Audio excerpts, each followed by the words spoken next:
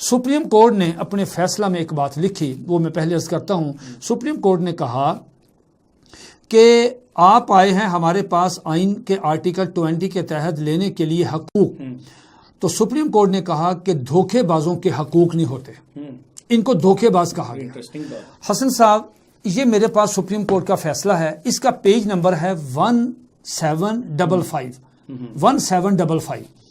اس کو فیصلے کو نکالیں تو میں آج ہی پڑھ رہا تھا یہ فیصلہ. اس کے نیچے جو آخری پیرا ہے اس میں بڑا دلچسپ سپریم کورٹ نے ایک لفظ استعمال کیا ہے قادیانیوں کے لیے.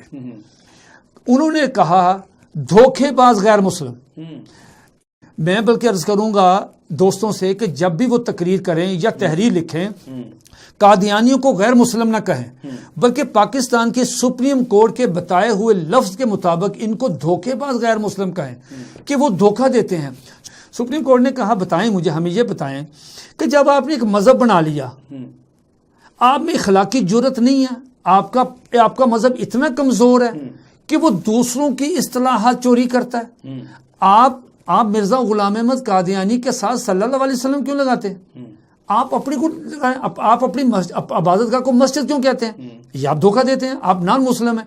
آپ مرزا قادیانی کے دوستوں کو صحابہ کیوں کہتے ہیں؟ آپ مرزے کی بیویوں کو ام المومنین کیوں کہتے ہیں؟ آپ مرزے کی باتوں کو حدیث کیوں کہتے ہیں؟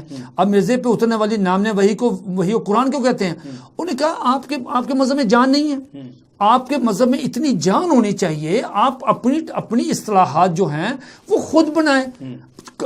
عیسائی جو ہیں وہ چرچ کہتے ہیں، گردوارہ کہتے ہیں، سکھ جو ہیں ہندو مندر کہتے ہیں. آپ اپنی عبادتگاہ کو مسجد کیوں کہتے ہیں؟ ان کا کیوں چراتے ہیں؟ آپ کا مذہب کمزور ہے، وہ بالکل ریت کا ایک گھروندہ ہے. تحفظ ختم نبوت، ناموس رسالت، رد قادیانیت، حالات حاضرہ اور دیگر اہم ملکی و بین الاقوامی موضوعات پر مبنی مستند اور معلوماتی پروگرامز دیکھنے کے لیے KTV آفیشیل کے YouTube چینل کو سبسکرائب کیجیے.